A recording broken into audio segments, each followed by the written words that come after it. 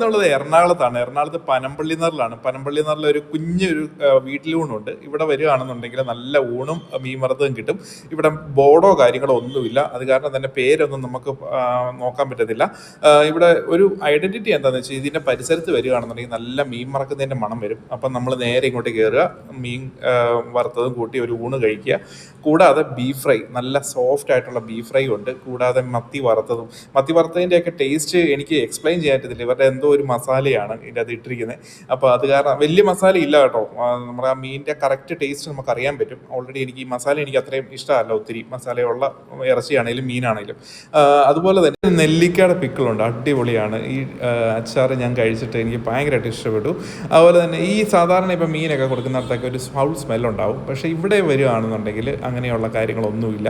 നല്ല മീൻ വറുത്തതിൻ്റെ മണം മാത്രമേ ഉള്ളൂ. ഇതിൻ്റെ ഗൂഗിളിൽ നോക്കിയപ്പോൾ ഇവരുടെ പേര് വരുന്നത് സജീസ് ഹോംലി മീൽസ് എന്നാണ്. ഇന്ന് കഴിച്ചിട്ടുള്ളൊരു കമൻറ്റ് ചെയ്യുക.